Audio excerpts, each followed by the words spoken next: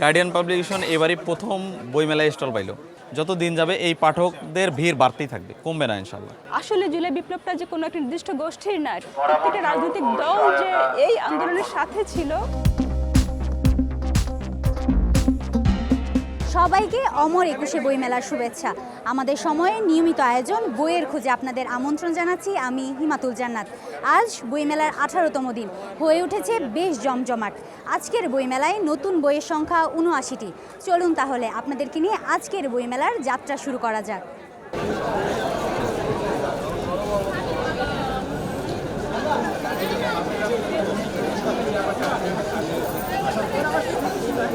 Guardian publication এবারই প্রথম বইমেলায় স্টল পাইল। এর আগে দীর্ঘ ৭ বছর থেকে আমাদের যাত্রা, ৮ম বছর, এই ৮ বারের একবারও আমরা বইমেলায় স্টল পাই নাই। স্বভাবতই আমাদের পাঠকদের একটা আকাঙ্ক্ষা ছিল যে না এবার পাবে গার্ডিয়ান, এবং গার্ডিয়ানের একটা পাঠক শ্রেণী আছে যারা গার্ডিয়ানকে ভালোবাসে, গার্ডিয়ানের বইকে ভালোবাসে। মূলত তাদেরই উচ্ছ্বাসে এই উপসে পড়া ভিড় লক্ষ্য করা যাচ্ছে। আরেকটা বিষয় হলো যে আমরা পাঠকদের কথা চিন্তা করে, পাঠকদের সাইকোলজি চিন্তা করে আমরা বই নির্মাণের চেষ্টা করি। কতটুকু পেরেছি সেটা আল্লাহ জানে, বাট সারা দেখে আমরা মনে করতেছি কিছুটা হলেও আমরা তৃপ্ত যে এই জায়গাটা আমরা কাজ করতে পেরেছি। আমাদের এই মেলায় এখন পর্যন্ত 30+ কন্টেন্ট এসেছে, আরও 30টার মতো কন্টেন্ট আসবে।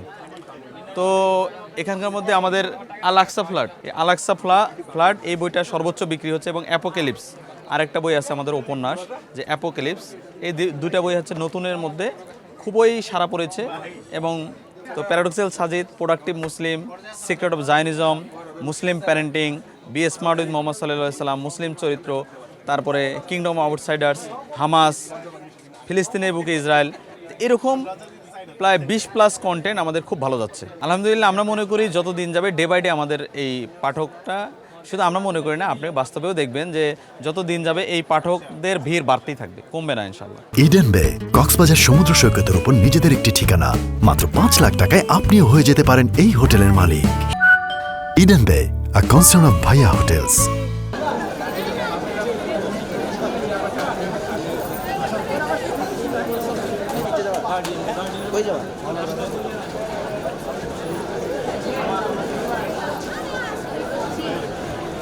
অমর ২১শে বইমেলা 2025-এ বাংলাদেশ জাতীয়তাবাদী প্রকাশক সংস্থার যে প্রথম বই, এই বইমেলার প্রথম বই বলতে পারেন এটা, সবার আগে বাংলাদেশ।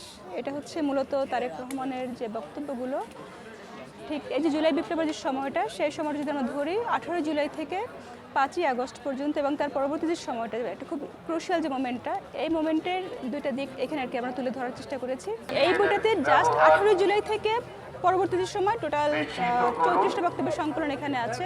এখন দেখা যায় জুলাই বিপ্লব নিয়ে কিন্তু অনেক রকম ন্যারেটিভের জায়গা আসছে। দেখা যায় ছোট ছোট বাচ্চারা ওরা বলতেছে যে না আমরা তার থেকে নির্দেশনা পাই না, এই সেই বিভিন্ন কন্ট্রোভার্সি যে জায়গাগুলো তৈরি করার চেষ্টা করছে, তার একটা সুস্পষ্ট জবাব আপনি এর মধ্যে পাবেন।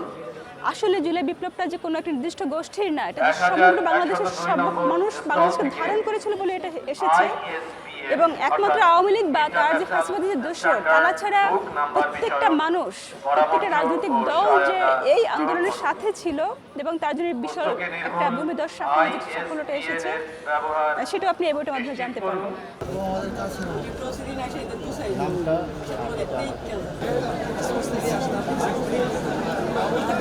এই ছিল আমাদের বইমেলার আজকের আয়োজন। আজকে আমরা গল্প করেছি প্রকাশকদের সাথে, তারা আমাদের জানিয়েছে তাদের স্টলে থাকা বইগুলো নিয়ে। বইমেলা সম্পর্কে আরও জানতে চোখ রাখুন আমাদের সময়ে।